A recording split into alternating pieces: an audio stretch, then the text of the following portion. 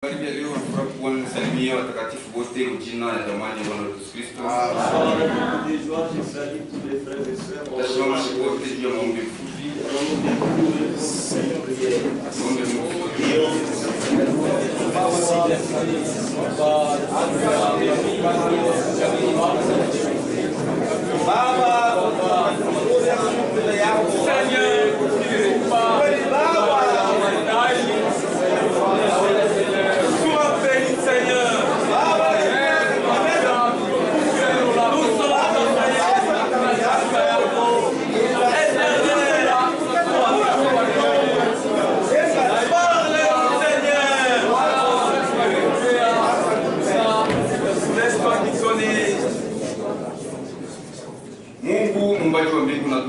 Dieu, créateur des cieux et la terre,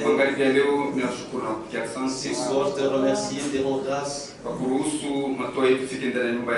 Est-ce que tu as conduit nos pas jusqu'à dans ta maison pour écouter ta parole? C'est toi qui as dit que les pieds soient bénis pour écouter la parole. Parmi tes enfants qui sont ici, Seigneur, nous voyons qu'ils sont bénis parce qu'ils sont venus pour te suivre, toi Dieu. Aide-moi qui me tiens devant le sein. Je n'ai rien à dire pour la donner à tes enfants. Mais je sais que toi, l'auteur de ta parole, tu descendras et tu vas nous aider. Je te prie de toi avec foi. Au nom de notre Seigneur Jésus-Christ. Amen. Amen. Chorale publié pour 302 chants de victoire découplés. Nous allons lire l'écriture de l'introduction. Job chapitre 42. Job 42. Verset 1 jusqu'à 6. Sheria kwanza mpaka sita. Lisons la parole de Dieu. Job répondit à l'Éternel et dit: Yobo akamjibu milele akisema, je reconnais que tu peux tout, natambua ya kwamba unaweza yote, et que rien ne s'oppose à tes pensées. Na kuna kitu ya kupinganisha mawazo yako. Quel est celui qui a la folie d'obscurcir mes desseins? Ni nani ule kuna bazimu ya kufanya maigiza mambo yako? Oui, j'ai parlé sans le comprendre. Ndiyo, nilisema bila kuelewa. De merveilles qui me dépassent. Matendo ya kushangaisha et que je ne conçois pas. Na ile siwezi kutunga. Écoute-moi, je parlerai. Unisikie nitasema. Je t'interrogerai et tu m'instruiras. Takulizaka na utanifundishaka.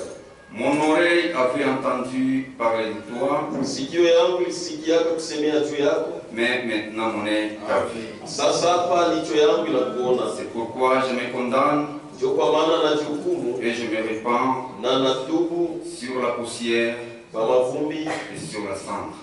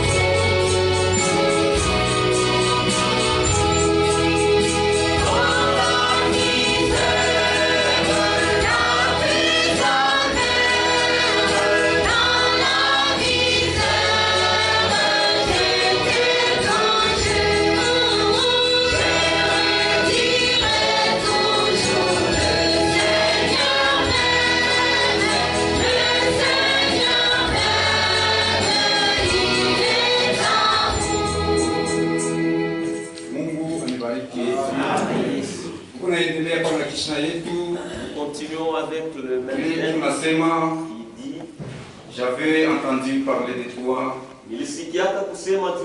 mais maintenant, mon est ta vie. Ça c'est Job qui a parlé.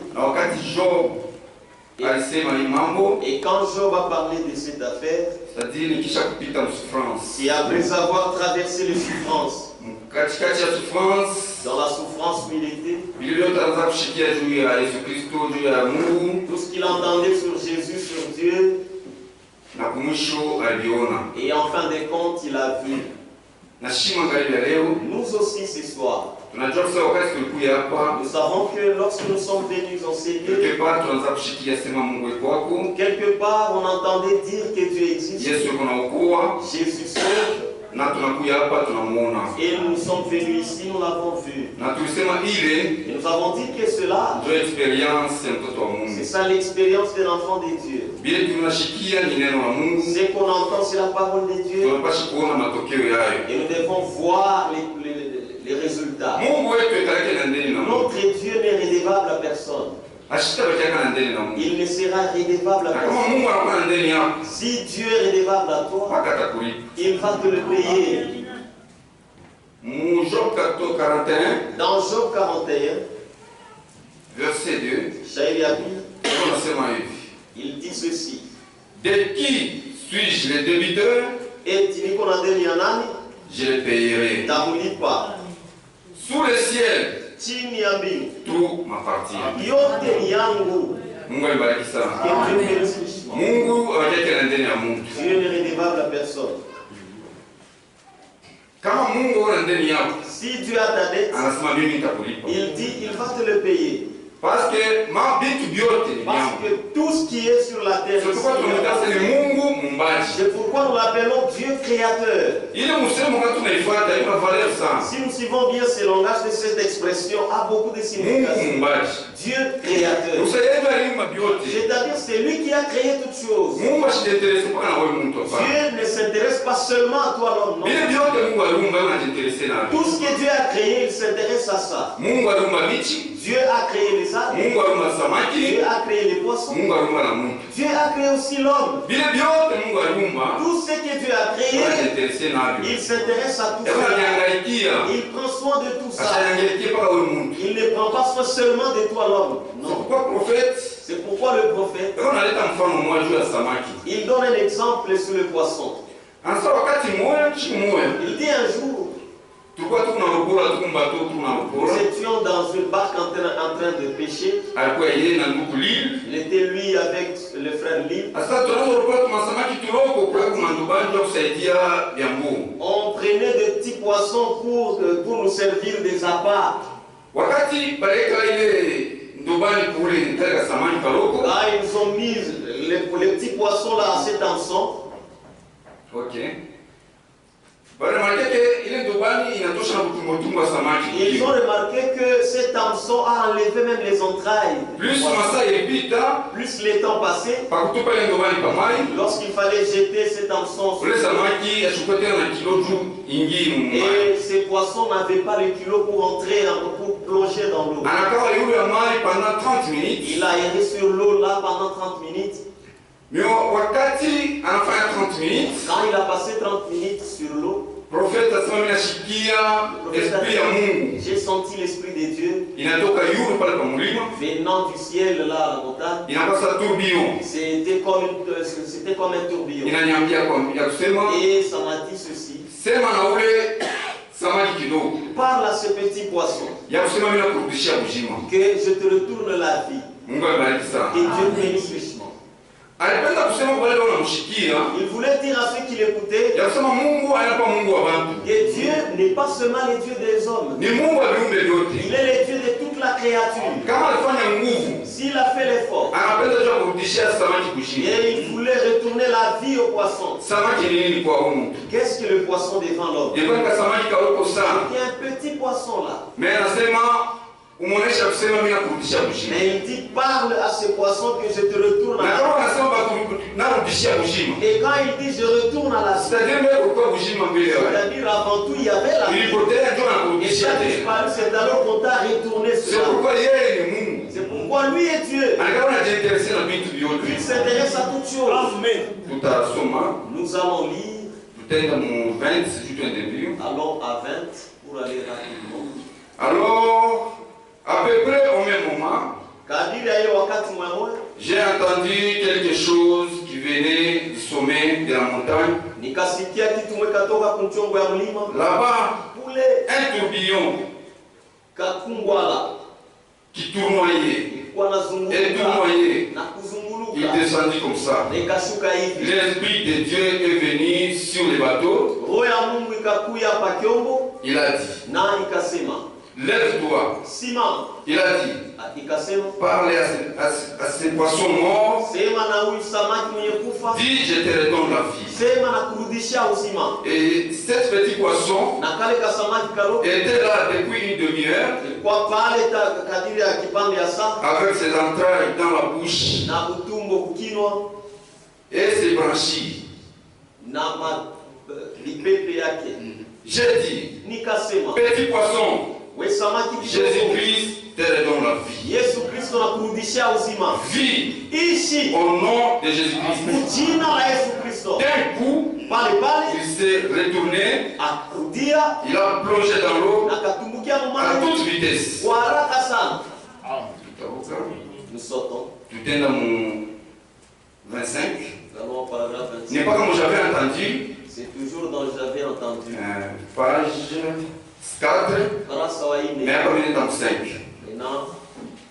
Eh bien, en voyageant, on voit ces choses arriver. Et on sait. Maintenant, pensez donc. Qu'est-ce que cela montrait? J'avais beaucoup de jeunes enfants handicapés. Monteurs sur ma liste de prières. Pour lesquels j'ai prié.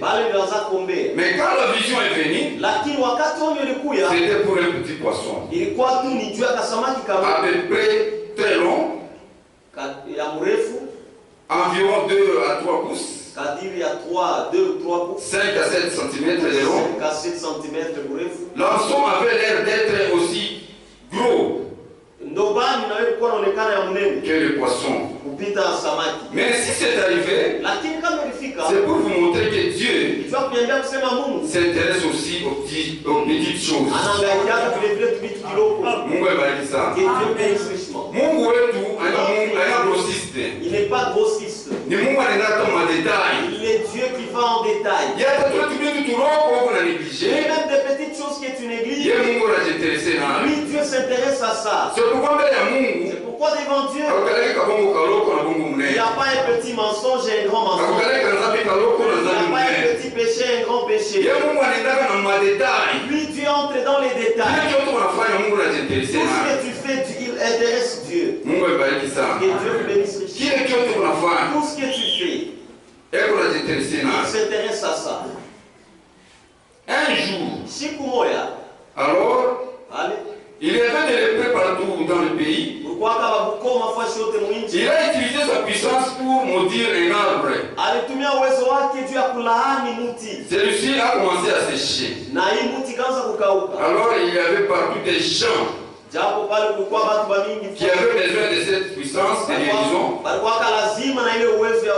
Mais voyez-vous, il voulait montrer qu'il est Dieu de tout. Que ce soit petit,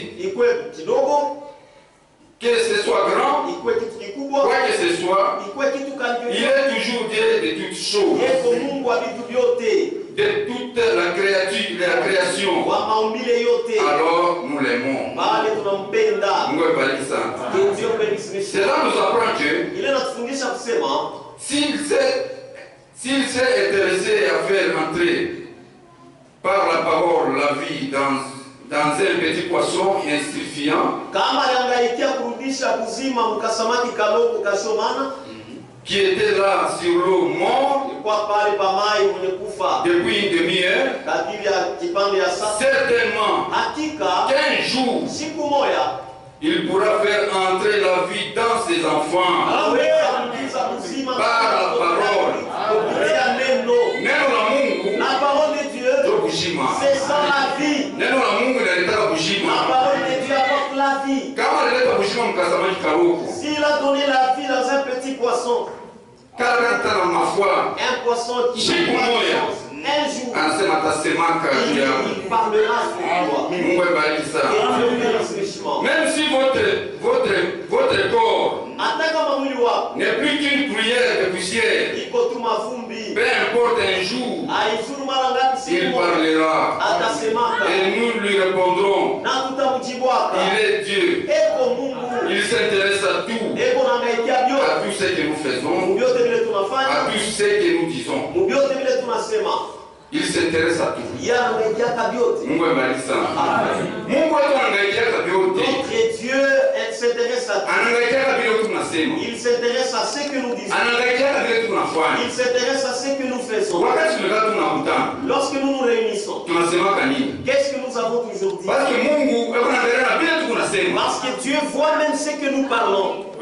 Et Dieu vous bénisse. Et quand vous vous réunissez, vous vous rencontrez entre vous. Est-ce que vous vous édifiez avec la parole? Est-ce que vous chantez des cantiques? C'est pour la question, vous avez la réponse. Il s'intéresse à ce que nous disons, à ce que nous faisons. Tout ce que vous faites, Dieu s'intéresse à ça. Si vous vous rencontrez, qu'est-ce que vous parlez souvent? Est-ce que vous critiquez les gens? Ça, ce n'est pas la vie d'un enfant de Dieu. Vous rencontrez à 2 ou 3, vous commencez à critiquer les serviteurs. Vous commencez à critiquer les enfants de Dieu. Ça, ce n'est pas Dieu. Dieu voit tout ça. Tout ce que nous faisons et tout ce que nous disons. Et moi j'ai toujours dit, nous qui croyons Dieu, si nous nous rencontrons, comment les critiques vont commencer? Entre toi et moi, qui va commencer? Est-ce que vous êtes toujours posé cette question? Qui va commencer les critiques? C'est toi ou bien c'est moi? Par où allons-nous commencer? Vous savez pourquoi vous critiquez? Aujourd'hui, je vais vous dire pourquoi vous critiquez les gens. Si nous nous rencontrons, les frères, la première des choses que nous devons commencer à faire, pour que Satan ne nous saisisse pas, nous devons commencer avec la prière. Et Dieu bénisse richement. Si vous venez me visiter, nous il arrive avant que nous parlions quoi que ce soit. Prions d'abord Dieu. Dieu, je te remercie. Et ce que tu as permis à mon frère de quitter chez lui jusqu'à arriver ici. C'est l'amour que tu as mis dans son cœur. Il a marché sur tout ce qu'on aura à dire. Et ça soit la gloire de ton Seigneur. Aide-le, Seigneur. Que ton esprit nous conduise. Et nous commençons avec toi. Et que nous terminions avec toi. Amen. Amen. Est-ce que tu vas critiquer? Avant que tu commences à le faire, tu vas te rappeler que non, n'est-ce pas, nous venons de prier. Et cela va vous aider comme un gars. Vous n'allez pas critiquer les gens. Vous devez commencer à le faire de toi-même. Parce que tu ne sors pas. Parce que nous avons précédé Dieu. Et nous avons commencé avec Dieu pour terminer avec les critiques. Non, tu ne peux pas le faire. Dieu s'intéresse à tout ce que nous faisons.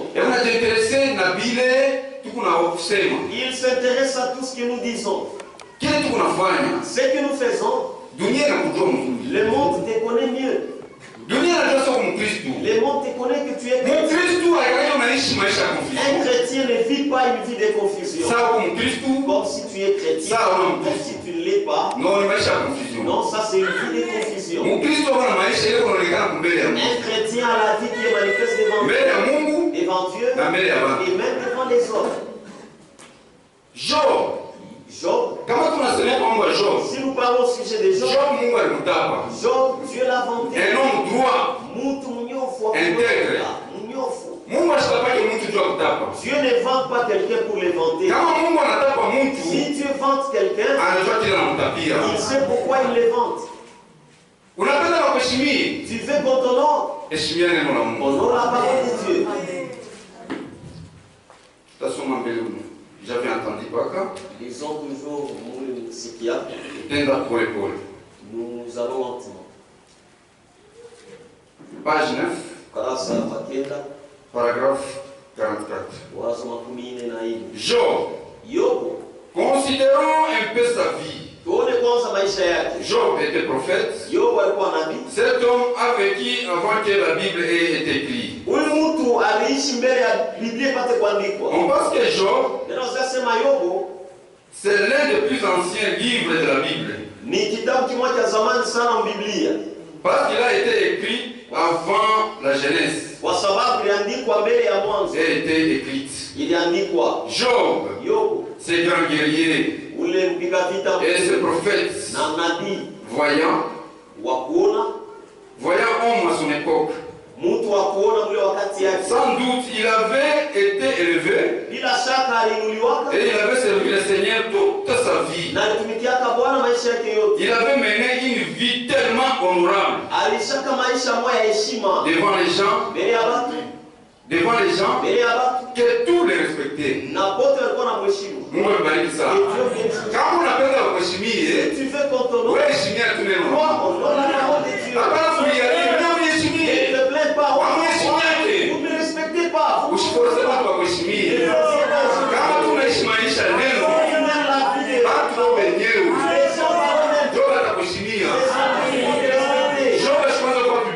Job ne faisait pas la publicité. Mais non, la vie, les gens eux-mêmes le respectaient. Et Dieu bénisse. Les gens eux-mêmes le respectaient. Ne force pas aux gens de te respecter. Toi, honore la parole de Dieu. Et les gens vont te respecter. Partout nous travaillons. Si tu vis la parole, alors c'est toi qui nous appelles. Mais partout où tu pasteur. Mais partout où tout enfant de Dieu est appelé pasteur. Parce que tu vis la parole. Tout homme sait que si tu vis la parole, tu es pasteur. C'est-à-dire que tu l'enseignes en parole, en vivant. Parce que tout ce que nous faisons, tout ce que nous vivons, tout ce que nous parlons, il faut que ça soit la parole de Dieu. Que Dieu bénisse richement. Il faut que ça soit la parole de Dieu. Il n'y a personne qui viendra te prendre et dire que toi on va commencer à te fuir. Si on te propose, il y a quelqu'un qui se viendra. Est-ce que toi tu es pasteur? Tu es pasteur parce que tu gardes la parole de Dieu. Que Dieu bénisse richement. Tu es pasteur parce que tu gardes la parole de Dieu. Et sache que lorsque tu gardes la parole de Dieu, Satan ne sera pas content. Lorsque Dieu témoignait Job, Satan n'était pas content. Que Dieu bénisse. Satan n'était pas content. Et sache qu'aussi longtemps que tu vis la parole de Dieu, sache que les tribulations viendront. Les épreuves, ces épreuves. C'est pour tenter si réellement tu es tout enfant de Dieu. Même si tu es bien aujourd'hui, un jour, attends-toi, les tentations viendront. Les tentations viendront. Et quand ces tentations viendront, c'est Dieu qui permet. C'est Dieu qui permet que cette tentation arrive. Et si Dieu permet que la tentation arrive, il sait que mon enfant va s'en sortir. Il sait ça. Il connaît la grandeur de ta foi. Il sait que quand il même cela arrive, il va m'honorer. Quand c'est seulement qu'un petit problème arrive, la parole de Dieu, toi tu n'es même pas arrivé. Tu es là seulement pour, à cause de Foufou, tu trahis la parole. À cause de la famine. Un enfant de Dieu. Mon frère, ma soeur. Un enfant de Dieu. C'est que chaque chose a son temps. Éventuellement, chaque chose a son temps.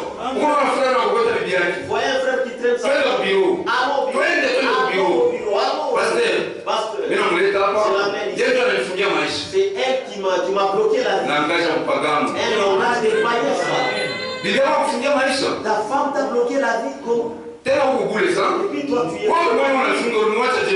Toi tu l'as vu en train de bloquer ta vie, mais tu l'as laissé comment bloquer ta vie? Tu l'as vu en train de bloquer, mais tu l'as laissé pourquoi?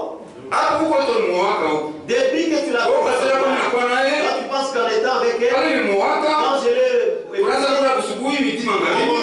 le matin à midi, je ne vois pas bien la vie continuer. Il faut fournir beaucoup d'efforts. Je crois que c'est elle qui me bloque la vie. Un des langages, tu ne les trouveras jamais. Quand tu l'avais épousé là, tu étais là en train de donner tous les commentaires. Ma femme, c'est elle que j'aime.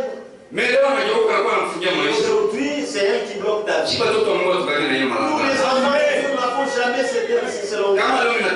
Si aujourd'hui je souffre, Dieu connaît. Si aujourd'hui j'ai quelque chose, Dieu connaît. Nous ne pouvons pas avoir de tels langages. Dis-nous, où est-ce qu'il a bloqué? Où est-ce qu'elle a bloqué ta vie? Par où? Pour que nous allions délier ça.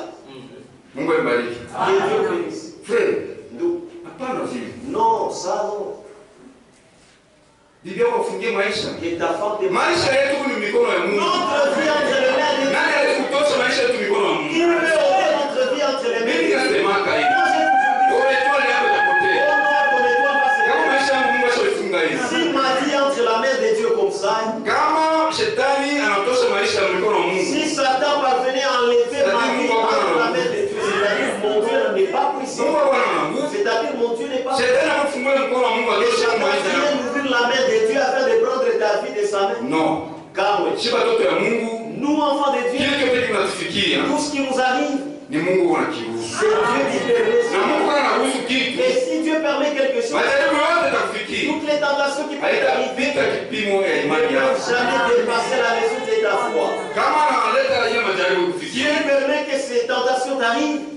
Il sait encore par quel moyen tu vas t'en sortir. Regardez la vie des Job. Si nous suivons très bien, c'est lui qui a permis à Satan d'aller suivre Job. C'est lui qui a permis, il a parlé à Satan. Il a dit, Satan, d'où viens-tu? Il a dit, j'étais en train d'errer. Est-ce que tu as vu mon fils Job? Qui a commencé? Mais c'est Dieu lui-même. Il a dit, Nio, je l'ai vu. Il est bien. Parce que toi tu les protèges. Nous, Dieu nous protège. Satan c'est ça. Il sait que Dieu protège ces gens. Et Dieu te protège ces gens. Si tu as dit que la parole, Dieu t'abandonne aussi. Dieu l'appelait l'homme juste et intègre. Pourquoi Dieu les garde? Il est protégé. Ainsi que toute sa richesse. C'est vrai, je l'ai vu. Parce que tu l'as protégé. Pourquoi il est bien? Mais si tu permets que je prenne tout ce qu'il a, Il va te maudire en face. Dieu a dit c'est faux. Job c'est mon fils. Je te le permets. Va ôter tout ce qu'il a. Mais ne touche pas son âme. C'est Dieu qui a permis. Si Dieu n'avait pas permis, Satan n'aurait pas le pas de t'atteindre. Satan n'a pas le pas de t'atteindre. Frères et sœurs, nous ne servons pas Dieu parce que nous sommes bien. Non. Nous ne servons pas Dieu parce que nous sommes bien. Nous servons Dieu dans le monde, même dans le bien. Amen. Si tu sers Dieu parce que toutes choses vont bien, un jour tu vas pleurer. Les tentations viendront. Un enfant de Dieu.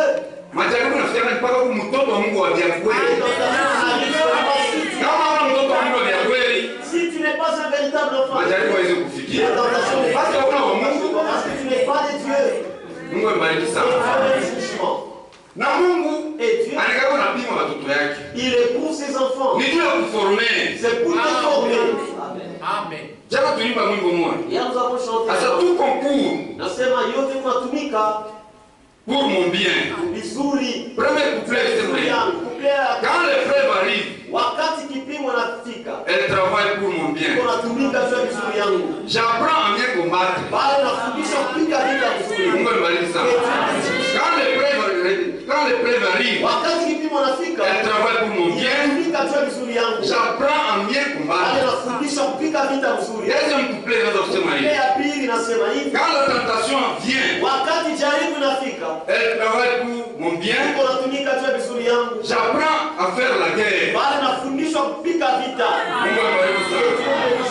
Quand les vents me bougent, ils travaillent pour mon bien. J'enfonce mes racines. Quand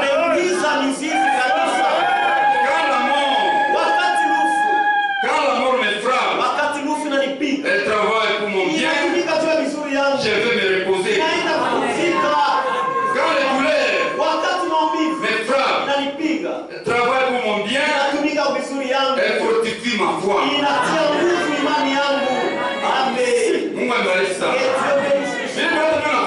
Tout ce qui t'arrive là, c'est pour ton propre bien. Si ce sont les douleurs, c'est pour que ta force. Si ce sont les vents qui viennent, regardez quand l'arbre est tout. Si les vents viennent, tu vas avoir pitié de ça. Ça descend, ça remonte. Plus que ça bouge trop, plus il enfonce les racines. Plus un jour, toi, tu ne peux pas bouger. Plus un jour, toi, tu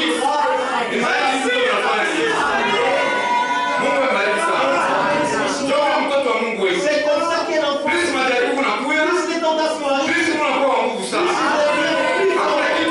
il n'y a rien. Tout ce qui m'arrive, c'est Dieu qui les permet. C'est Dieu qui veut te former. Dieu veut te former. Tu ne peux pas aller en guerre sans passer par la guerre. Même quand on recrute pour aller en guerre, il faut une formation. Pour savoir comment on manie la guerre, comment on va à la guerre. Il faut qu'on te forme. Il faut que tu passes au test. Et si le test arrive, il y a deux choses qui viennent. Il y a deux choses qui arrivent. Il y a échoué au test. Il y a aussi réussir au test. Et Dieu bénisse. Et si tu réussis au test, c'est la joie de beaucoup de gens. Et ça des résultats sur les gens. Et si tu échoues ton test, ça aussi des conséquences sur les gens. Que Dieu bénisse. Si le test arrive, tu réussis à ce test, l'église sera honorée, la famille sera honorée, toi-même tu seras honoré. Mais je le pasteur avait donné un exemple. Il a dit nous sommes dans un véhicule. Et j'entendais parler des frères qui avaient bien fait. Est-ce que lui était là? Ule frère alikuwa pale. Est-ce que ses frères étaient là? Témoignage yake wanashikia na mtoka. Témoignage, on l'a entendu. Asema nilipata chauffeur ya kweli. Réellement, moi j'ai trouvé. Ni watu wa mtabernacle Ce ba. sont les gens du tabernacle. Wakati aweze le test Quand il hivi. a réussi à ce test-là, Inaleta valeur kwa shipo wote. ça nous a donné la valeur. Na hiyo matokeo yao mbele ya watu. C'est-à-dire ça, des résultats sur les gens. Juu uweze test. Lorsque tu as réussi au test, Utaona kile watu wote pastor wako kwa tu honore. verras que ton pasteur est honoré, Famille yako inakuwa ta honore. famille est honorée, Wewe wako honore. toi-même on t'honore. Basi uweze test. Lorsque tu as réussi au Na kama test, unashindwa et test. si tu échoues à ce Ina test, matokeo mbaya ça a des mbele ya conséquences kanisa néfastes sur na l'église, juu yako sur toi-même, na juu ya jamaa yako. sur ta famille. Mungu abariki Que sana. Dieu bénisse richement. Tumebe example Prenons l'exemple. Abraham Abraham, aliweza test. il a réussi au test. Leo watu tunasema mambo ya imani. Aujourd'hui, si nous parlons de la foi, Tunasema ni Abraham. nous parlons d'Abraham. Basi ni tendo moja tu. Ouais, c'est une seule œuvre. Kuweza tu test moja. Réussir un seul test. Shibo wote tunabarikiwa mwile tendo moja. Nous sommes bénis dans cette œuvre-là. Mungu abariki Et sana. Dieu bénisse richement. Mungu anamwonyesha Abraham, Dieu a dit à Abraham, nitakupatia mtoto. je vais te donner un fils. Abraham anaamini, Abraham a cru anapata ule mtoto. et il a reçu cet enfant. Kumpatia ule mtoto, En lui donnant cet enfant, epreuve inafika. l'épreuve arrive. Abraham, Abraham, unitolee mtoto wako moja huko. offre-moi ce seul. Kama ni wewe na mimi nasema nini? Si c'était toi et Mungu ana huruma. Dieu n'a pas pitié. Mtu unaweza kupatia tena mtu anza Il kumnyang'anya. va encore donner à quelqu'un et puis par la suite. Shetani tunafanya. C'est comme ça que nous avons toujours fait. Mungu abariki Et sana. Dieu bénisse richement. Mungu anakupatia, Dieu te donne, leta wataya $50. au lieu de donner Voilà $20 tuenge nayo. $20 pour construire. Sasa hii kuna hiyo Ah kuruhusu. non, ça j'ai. Kwa sababu wewe kwa nayo wewe. Toi tu oublies ce que tu as là. Mungu tu anakupatia. C'est Dieu qui t'a donné. Anakuomba yote unaweza Il kukataa. te le demande, mais tu commences. Abraham ashukue vile. Abraham n'était pas comme ça. Mungu abariki sana. Et Dieu bénisse richement. Ulitoa mtoto wako wa pekee. Offre-moi cet enfant unique. Ashikulize. Il n'avait pas. Ashikulize conseil hata kwa bibi Il yake. n'a même pas demandé conseil. Ashikulize hata conseil kwa Il wazee. n'a même pas demandé conseil. Imani La foi. ni mambo ya upekee. Ça c'est Ya kila mtu kwa wake. individuel. Imani anaangalia bibi, anaangalia La Bwana. foi ne regarde pas l'homme ni la Biblia foi. unasema La Bible dit, c'est lui qui croira. moule à ta mine. Hautaki kwambia sasa c'est qui croira, non. Vous n'entendrez jamais dire dans la C'est Bible lui qui que croira. ou Sera sauvé, sera baptisé, sera sauvé. atamini na atabatizwa na tokolewa. Mungu abariki sana.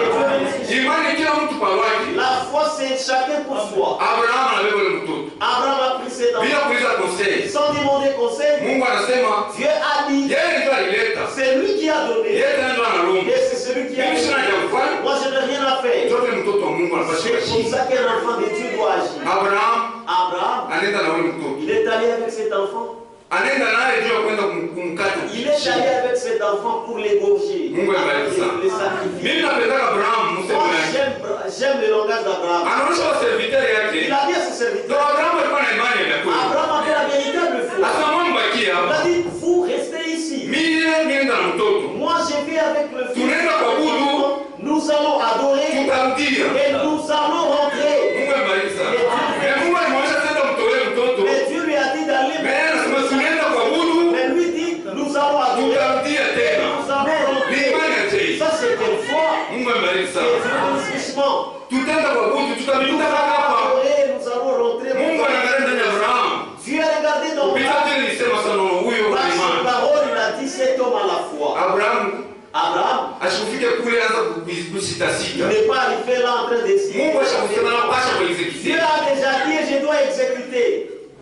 Mungu abariki Que sana. Dieu bénisse richement. Mtoto anamuuliza, L'enfant lui posa la question. "Baba, Père, huko tunaenda juu yako?" papa, oui, là où nous allons se Mimi faire. ndio tunaenda juu kwa Budu. Je sais que nous allons pour adorer. Kwa Budu tunapaswa kuwa na sadaka. Pour adorer, nous devons avoir un Sasa sacrifice. sadaka itakuwa wapi? Mais là, où est le sacrifice? Abraham ashipenda usikiata ile mtoto unasema. Abraham ne voulait même pas écouter ce que Sasa l'enfant mwanangu dit. twende. Il a dit, mon fils, allons. Mungu atatayarisha. Dieu lui-même pourvoira. Ni Mungu muumbaji. Le Dieu, le Dieu. Il est le Dieu de l'impossible. Il nous voit que les choses peuvent se faire. Pale wewe unafikia akili yako. Là où toi tu t'arrêtes avec ton Ndio pale intelligence, inazidi. c'est là que tu commences. Yeye ni muumbaji. Lui, il est créateur. Unajiuliza je? Comment nous nous posons des Yeye questions? hata ataumba Lui, il peut créer même ici. Asema twende. Il a dit, allons. Atatayarisha. Il pourvoira. Na wakati alifika kule, Et quand il est arrivé là, anamfunga mtoto, il a lié son enfant. anabeba kisu, Il a pris les couteaux. anaanza kumkata Et il shingo. voulait l'égorger. Aisa anaanza kulanda kwa shikilisha.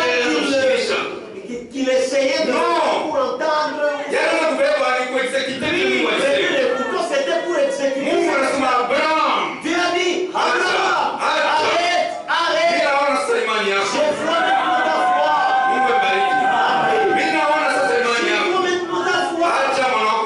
Laisse ton unique enfant. Regarde derrière toi. Voilà un bélier. Prends-le et sacrifie-le. Et Dieu bénisse. Il a pris. Il l'a égorgé. Comme il avait dit, nous partons avec l'enfant. Les enfants, pour une seule acte, Dieu a juré par lui-même. Pour cet acte que tu as posé, toutes les nations seront bénies dans cet acte que tu as posé. Pour avoir réussi à ce que pour tous aujourd'hui,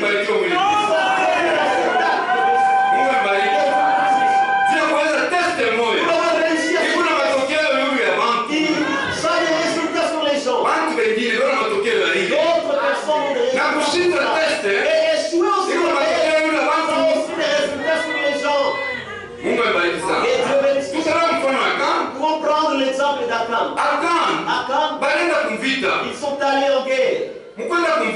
Lorsqu'ils sont allés en guerre, il a pris les manteaux, il est parti cacher. On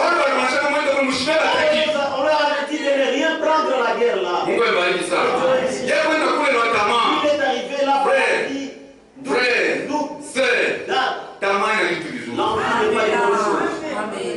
pour dire Akal Tamania.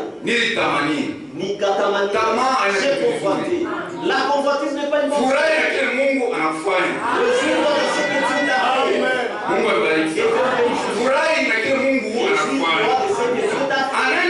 Il est allé là. Il a volé ses histoires. Il a caché. Ils sont allés, ils ont vaincu. Ils ont livré Dieu avait dit à Josué, partout tu vas fouler la je te les donne. Comme ils sont allés ils sont partis et ils sont rentrés. Après Jéricho, il fallait aller faire la guerre à un petit pays. Cette ville, ce pays est appelé les espions qui sont allés là, ils sont rentrés disant Josué, nous voyons que ce n'est pas important. Nous allions avec beaucoup de gens. Parce que c'est un petit pays. Mais non, on n'est plus que 3 000 personnes. Nous allons frapper parce que Dieu est avec nous. Ils sont allés là et ils ont été frappés. Lors de leur retour, ils ont fait rapport à Josué. Josué a déchiré ses vêtements. Mais c'est Dieu qui m'a dit. Comment va-t-il faire encore comme ceci? La réponse est venue de Dieu. Israël a péché. Israël a la tête d'Azambi. C'était tout Israël qui a volé. C'est tout Israël qui a volé. Manquer de réussir à un test. Ça fait des résultats néfastes sur beaucoup de gens. Échouer le test par lui seul. On a tué sa femme, ses enfants. Toute la famille a été tuée.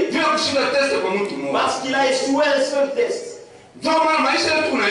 Pourquoi la vie que nous vivons, quand tu ne sais pas que c'est des conséquences sur les autres personnes, si c'est une bonne vie, ça va avoir des résultats sur les autres gens. Maintenant si tu sais ça, tu dois vivre en conséquence. Dieu bénisse. Tu dois vivre en conséquence. Voici que tu fais là, tu auras des conséquences. Ça va faire injurier l'église.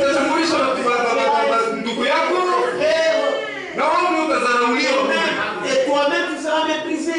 Et Dieu bénisse richement. C'est pourquoi Job c'est un véritable serviteur de Dieu. Il n'a pas mis son espérance dans les choses de ce monde. Quand tu travailles parce que tout le monde, il y a un jour que tu vas abandonner la foi. Ces choses de ce monde, tu es venu les accepter, mais tu les laisses là.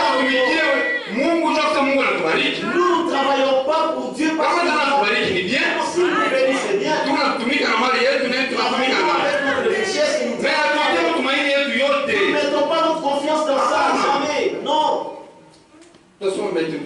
Lisons quelque chose. Lisons toujours dans Job.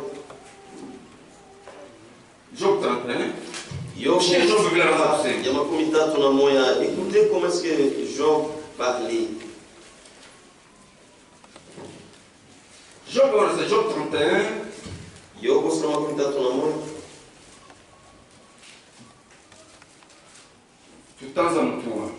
Commençons à son 3e verset. Et quand la tentation arrive, celui qui peut bien connaître son origine, c'est toi-même. C'est pourquoi quand un problème, examine-toi toi-même dans ces problèmes. Et c'est moi qui suis c'est Dieu qui a permis que ce soit. Toi-même tu peux avoir la réponse. Job, quand le problème est arrivé, il a fait l'examen intérieur. Il a vu que moi je n'ai pas de problème. Comme je n'ai pas de problème, alors c'est Dieu qui a permis. Et comme c'est Dieu qui a permis, je vais réussir à ce test. 3. La ruine n'est-elle pas pour les méchants? Et le malheur pour ceux qui commettent l'iniquité. Dieu n'a-t-il pas connu mes voies? Et on va faire l'examen de la roue. Il s'est examiné intérieurement. Et Dieu bénisse richement. N'a-t-il pas compté mes pas? Si je marchais dans les mensonges, si mon pied a couru vers la fraude, que Dieu me pèse dans des balances justes, il reconnaîtra mon intégrité.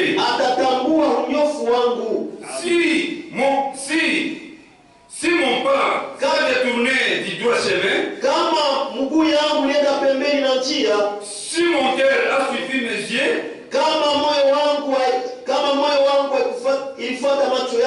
si quelque suivre s'est attaché à mes mains, que je sème et qu'une autre moissonne, et que mes rejetons soient déracinés. Si mon cœur a été séduit par une femme, si je fais le guet à la porte de mon prochain,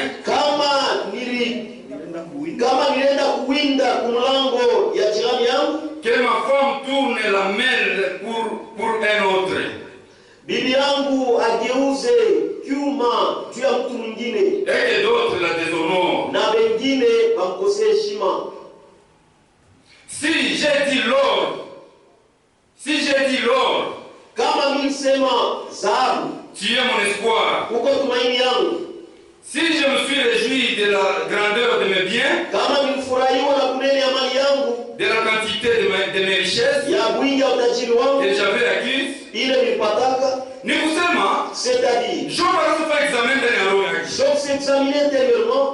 Est-ce que nilifanya hiki juu mambo nifikie? Est-ce que j'ai fait ceci pour que est-ce que nilifanya hiki juu mambo nifikie? Est-ce que j'ai fait ceci pour que tout ceci? Na ule mtu anapaswa na réponse. Et la personne qui doit avoir la réponse, c'est toi-même. Job il a examiné, il n'a pas vu un mal qu'il a fait.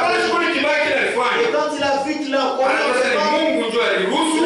que c'est Dieu qui a fait, Dieu va m'aider, je vais réussir dans cette affaire. Et Dieu bénisse richement. C'est pourquoi tous confondent. Ne confondons pas. Il y a le test et une punition. Et Dieu bénisse richement. Si toi tu es allé faire des histoires, tu es allé dans les vols et là on t'a attrapé, le problème t'arrive, Ni wewe mwenyewe. C'est toi-même. Ile Ça, kama mambo yanakufikia, si le problème t'arrive, ni Mungu ndiye anakupiga c'est fimbo. Dieu qui te frappe de la verge. Mungu abariki Et sana. Dieu bénisse richement. Juma mara mingi tunakonform. Parce que beaucoup de fois nous Wewe confondons. unaishi mbaya. Quand tu vis mal, Mais vibaya vinafika. et le mal arrive, Ile na Mungu anaruhusu. ça ce n'est pas Dieu qui a permis. Ni wewe njoo. C'est toi-même. Na Mungu Et Dieu, anataka unapiga ni watoto yake. il frappe seulement ses Hebu enfants. unakupiga na mapendo. Il te frappe avec amour Ni juu urudie. pour que tu retournes. Mungu abariki Et sana. Dieu bénisse Si richement. usa baba na mtoto C'est yake. comme un père avec son Kama enfant. anakotola, Si un enfant frappé, atakupiga kwa fimbo. il va le frapper de la verge. Ile fimbo ile ndio ya kumuua. Le fouet, ce n'est pas pour Ni le juu tuer, ya kumkorije. mais c'est pour les corriger. Mungu abariki Et sana. Dieu bénisse richement. Tasoma mbele kitu moja. Lisons quelque chose. Hébreux 12. Waebrania sura 12.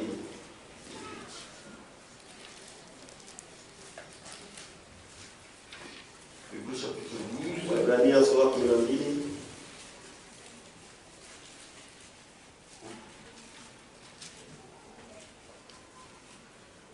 Verset 9. Sheria yake ya kenda.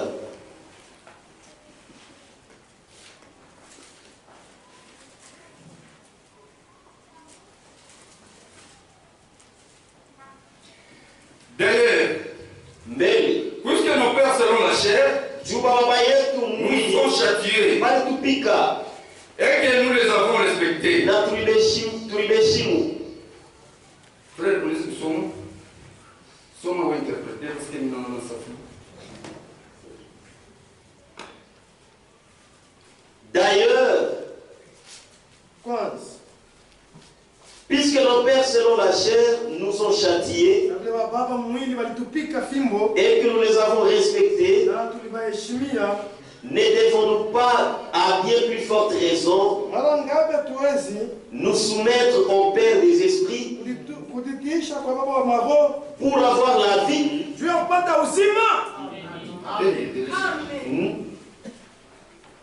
Notre Père nous châtiait, nos pères nous châtiaient pour peu de jours, comme ils les trouvaient bon. Mais Dieu nous châtie pour notre bien,